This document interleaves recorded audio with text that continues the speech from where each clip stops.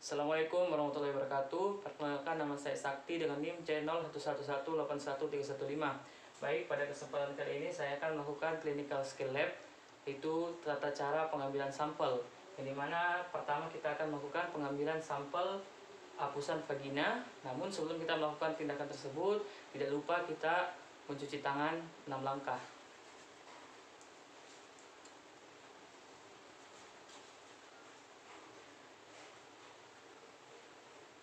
Kemudian setelah itu kita memakai handscoon dan memakai APD.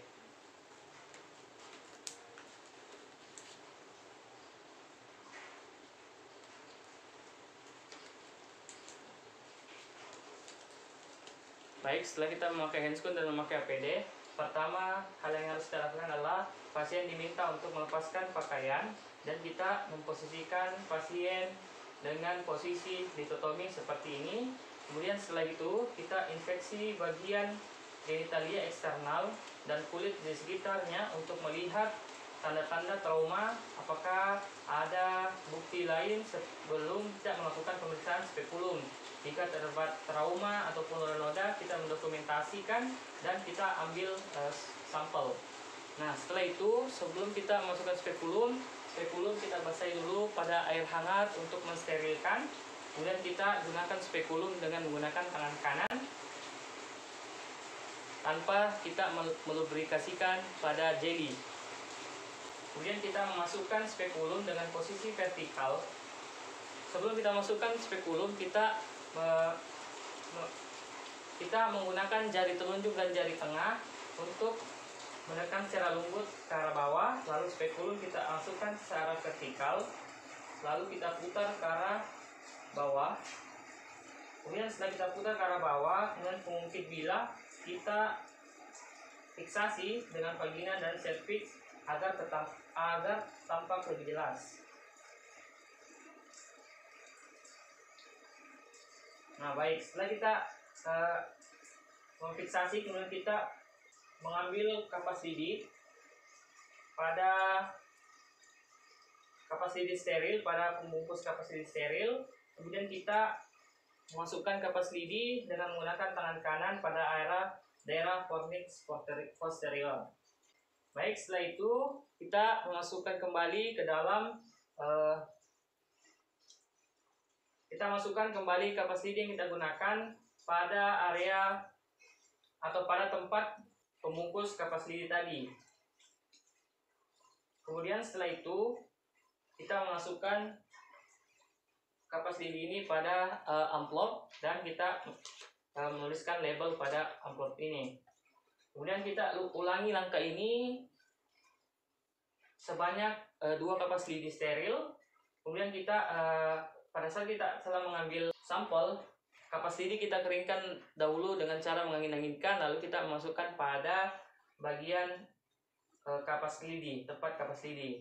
Kemudian jika kita ingin melakukan pemeriksaan makroskopis pada kapas lidi yang sudah kita lakukan pada pengambilan sampel tadi, kita gosokkan pada area objek gelas, kemudian kita putar perlahan pada area objek gelas, kemudian kita tutup dengan deck glass. Nah, setelah kita pengambilan sampel dilakukan, sudah selesai, kita mengeluarkan lagi spekulum dengan menutup dulu spekulum tadi. Kemudian kita memutar spekulum keluar dengan secara perlahan. Nah, setelah kita mengeluarkan spekulum kita rendam pada larutan klorin untuk mensterilkannya. Nah, tidak lupa juga sarung tangan yang kita gunakan, kita menggosok-gosokkan pada larutan klorin 0,5% untuk menghilangkan sekret-sekret yang terdapat pada sarung tangan. Nah, setelah kita membersihkan, jangan lupa kita membuka handscoon yang kita gunakan dan kita membuang pada tempat sampah yang sampah medis. Kemudian setelah itu tidak lupa kita melakukan lagi cuci tangan asepsis.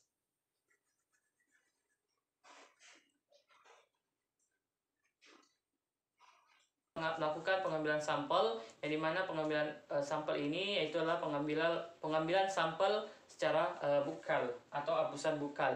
Nah, di sini pada saat pengambilan tidak lupa tetap memakai handscoon, dan pertama kita adalah membuka bagian kapas lidi yang akan kita gunakan pada pemeriksaan hapusan buka ini.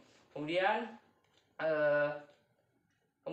kapas lidi yang kita gunakan ini kemudian kita masukkan ke area mulut pasien. Kemudian kita sapukan ujung kapas lidi ini pada bagian dalam pipi pasien, yang dimana dimasukkan melalui mulut lalu diputar secara perlahan. Seperti ini kita memasukkan lalu kita memutar pada bagian dalam pipi secara perlahan. Nah, setelah itu kita memasukkan kembali kapas lidi pada tempatnya, dan kita memasukkan kapas lidi ini pada amplop. Dan tindakan ini kita lakukan sebanyak 4 kali, dan kapas lidi yang 3 tadi kita lakukan seperti tadi dan memasukkan pada amplop dan kita berikan label. Setelah itu kita masukkan lagi amplop pada amplop yang lebih besar. Nah, setelah itu tidak lupa kita membuka handscoon dan membuang pada tempat sampah medis. Kemudian kita melakukan cuci tangan asepsis. Nah, baik, selanjutnya kita akan melakukan pengambilan hapusan, yang mana kita akan melakukan pengambilan sampel darah pada korban yang hidup, yang dimana kita di sini mengambil sampel pada darah kapiler. Nah, di sini kita tentukan dulu tempat kita akan mengambil sampel pada darah kapiler. Itu bisa kita lakukan pada jari tengah ataupun jari manis. Nah, baik Pak, tangannya Pak. Nah, baik, setelah kita memilih, di sini kita akan melakukan pengambilan darah kapiler pada jari manis. Nah, di sini pertama sebelum kita melakukan pengambilan darah, kita mensterilkan atau membersihkan dulu area yang akan kita ambil darah kapilernya. Nah, baik, setelah kita sterilkan dengan alkohol swab, kita biarkan sampai mengering dan tidak ditiup. Kemudian setelah itu kita mengambil lancet yang steril, kemudian kita menusukkan pada jari yang sudah kita bersihkan tadi untuk mengambil darah kapiler. Baik Bapak ya. Baik, setelah kita menusukkan lancet pada jari pasien, kemudian kita pegang jari agar tidak bergerak dan kita tekan sedikit supaya nyeri berkurang. Kemudian kita hapus tetesan darah pertama menggunakan kasa steril. Kemudian setelah kita menghapus tetesan pertama, kita kumpulkan tetesan darah pada objek gelas.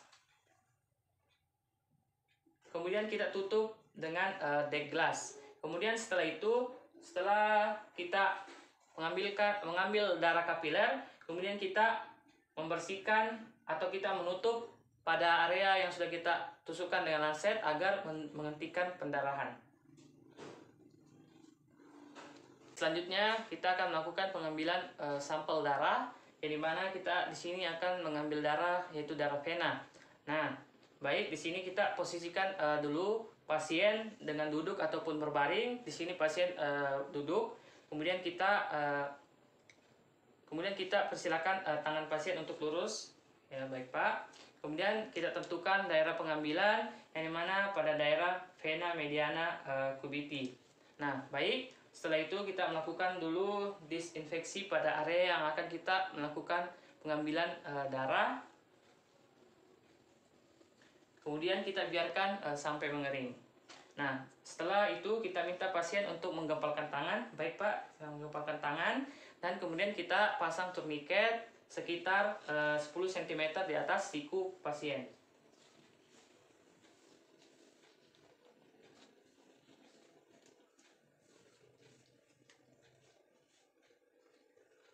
Nah, baik, setelah kita memasang turniket, kemudian kita mengambil pengambilan darah menggunakan spoid, kemudian dengan sudut 30 sampai 45 derajat pada permukaan kulit. Nah, di sini saya akan mengambil darah pada darah vena. Nah, pada saat kita melakukan pengambilan darah vena, kita melihat dulu apabila terdapat darah pada ujung spoid, maka itu sudah menandakan pengambilan sudah benar. Nah, kemudian setelah kita melakukan pengambilan darah, kemudian kita meletakkan kapas kering pada bekas suntikan atau bekas pengambilan darah agar menghentikan pendarahan. Nah, setelah itu kita melepas tourniquet dan melepaskan atau genggaman atau kepalan. Setelah kita melakukan pengambilan darah pada pasien tadi, kemudian kita masukkan darah pada spoid pada tabung. Nah, kemudian setelah kita masukkan darah pada tabung, kemudian kita bolak-balikan 8-10 kali untuk bercampur dengan antikoagulan. Baik, selanjutnya kita akan melakukan pengambilan darah perifer. Nah, yang dimana pengambilan sampel darah ini itu pada korban mati, kemudian kita lakukan di area di vena femoralis atau vena subclavia.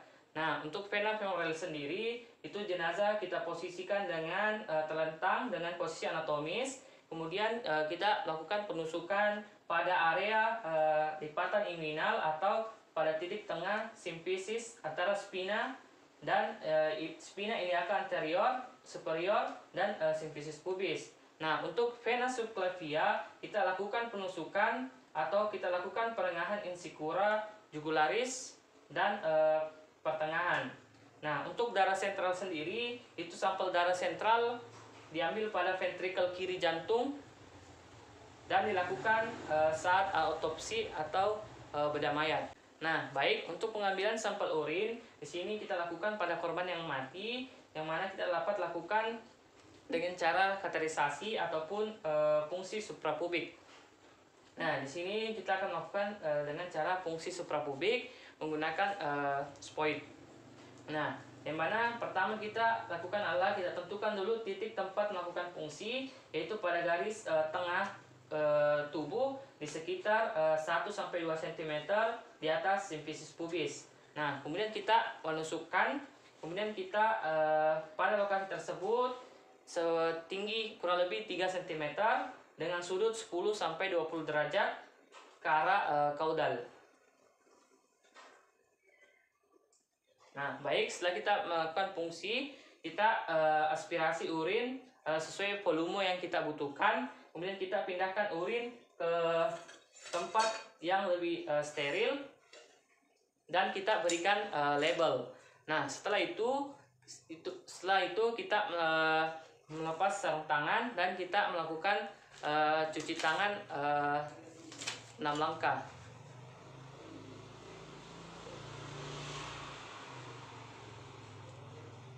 Baik, itulah tadi video dari saya. Assalamualaikum warahmatullahi wabarakatuh.